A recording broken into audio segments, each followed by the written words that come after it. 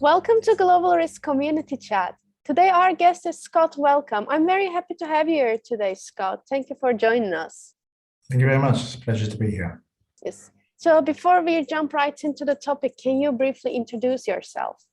Sure. My name is Scott Wellcome, and I'm the Director of Grain Risk Management and Sourcing at the GoodMills Group based in Vienna in Austria. Sounds pretty, smooth, clear. So let's then get right into the topic. So what would you like to share with us today? I think I'd like to share responding to the market and not sort of losing sight of the fundamentals, which I think many of us are maybe experiencing given what's going on with the Russia and Ukraine situation. So that's kind of the main focus of the chat today.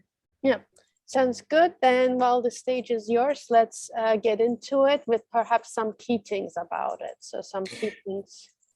Yeah, I think the key topic is to have a clear defined strategy as a risk management group or as a company, and to believe in them and to stick with them no matter sort of what noise is going on in the background, because ultimately when we're trading in physical commodities, supply and demand ultimately will be the fundamental drivers of long-term price. And whilst it's easy to be sucked into the moment, and technical analysis and AI and all this kind of stuff that's new to a lot of us in the market.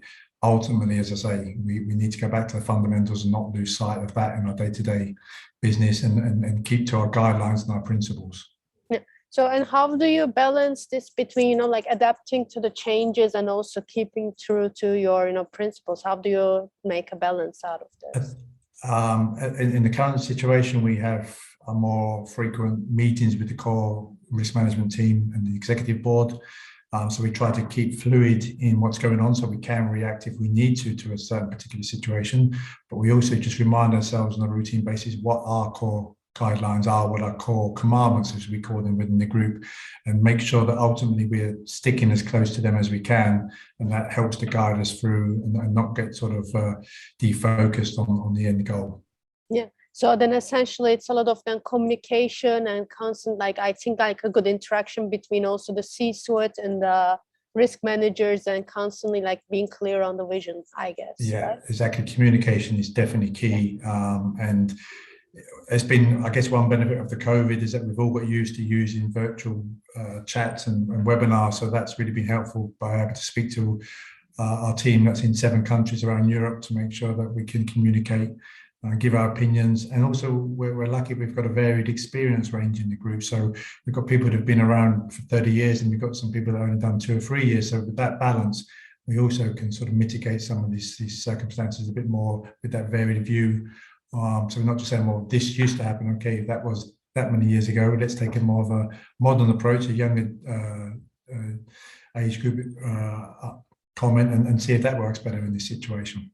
Yeah, sounds kind of good as well. And let's then maybe try to get more practical with it. And because obviously it's good to keep to your principles, but also, like this. And how exactly you manage this in your company? How do you, keep it so that maybe some of our audience can also learn from this? So a lot of it is our systems that we have in place. We have some very good CTRM systems in place, ERP systems. They're maintained routinely, and so we use them. We have and some of them are very deep dive, give some very great details of what's going on in terms of operational costs and revenue. And then we have some sort of just actual view that just tell you this is our position today. Okay, quick, I've got it in my mind. We can move on to the next thing. So we vary between the real details and sort of just a top level view of it. Yeah. And would you like to share a bit more about it or share about anything else that you would like to discuss about? No, I think it's really just getting that balance between technology and humans. At the end of the day, you've got to have that balance. Yes, technology has helped us and made our decision making more efficient, but ultimately you need to have a good bunch of people who are engaged in your business, who believe in your business, and are willing to be right and wrong, because if anything, these markets have told us that one view yesterday might not be the right view for tomorrow. So it's a real balance, and just be prepared to change and adapt as the market takes you. Yeah, And I think especially with, like nowadays, there are a lot of buzzwords also, especially around the AI and the machine learning. And then people, of course, want to adjust to these, but also the human interaction part is, I think, like very hand to hand, or like balance should be balanced, as you said. Yeah, I completely agree on that too. definitely, because there's people's lives and people's livelihoods being affected by this, and so you need to have that compassion that, unfortunately, no matter how good a computer is these days, it cannot give you that. So yeah, you do need to have that balance, and that's what we've worked very hard to create within the group. It's easy to go AI and say this is the way to go, but at the moment when we're dealing with farmers and consumers, there's still the human interaction is key for our success. Yeah. So how then do you use the technology part, and how do you, like, if let's say there are a group of risk managers, how do you give them their tasks, and like in the sense of what do you want them to do and what would you recommend them to, like outsource to, let's say, a machine or an AI? So I think you can outsource some of the sort of trend setting and get an idea of where the money flow is, and that can help you in your guidance of your position taking. But as I say, for us, still we rely on the fundamental supply demands to really take on long-term positions.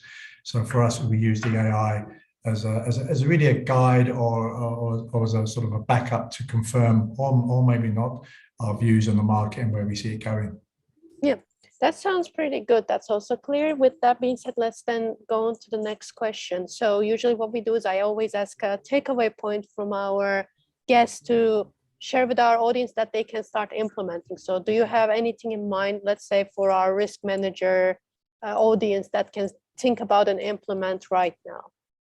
I think it's to be open-minded and be willing to change and adapt all the time. We get often set in our ways as human beings. We don't really like change too much because we associate with more work or a different type of work. But I think, if anything, the last couple of years with COVID and now this war in Ukraine has shown that we have to be more adaptable and flexible, and you've got to be open to different ideas and not one size fits all for the problem at hand. Yeah, that's true. Actually, I think that's a very good takeaway point on that note, that I think not only, of course, for risk managers, but I think as a whole community that we should be keeping an eye on and be open-minded. So then I will just jump on to our last question, and that is how it is for you to be part of a risk community in general. How do you perceive it? Did it help you in any way? Yeah, very much. I think it's a great community to be involved in. It's a great way of meeting different people and getting thoughts from different backgrounds and different educational backgrounds and different ideas, and not just risk management in business, but risk management in life. I mean, sometimes you do things you don't really think about, and you think, well, maybe if I put into practice what I do at work in my personal life, then these things wouldn't happen. So it's really helping to create a balance in life as well as being useful for work. Yeah. So I hear a lot of balance. I think the overall thing about this job was very much balance. And I think if you're a trader, or maybe if you're even in the sports industry, you try not to celebrate the successes as much as you try not to dwell too much on the failures. You need to get that kind of in between. Otherwise, I think your heart rate would be quite elevated too often, and that's not good for the stress levels. Yeah, that's right. I think with everything, we should be keeping the balance. So yeah, that's, I think, a very good note to end. So with that being said, we are running out of our time. So I want to thank you so much for joining us today and sharing your expertise, your insight, and your examples also from how you operate within your function as well. So thank you. No problem. My pleasure. Thanks very much for the opportunity. Yes, likewise. Take care. Cheers.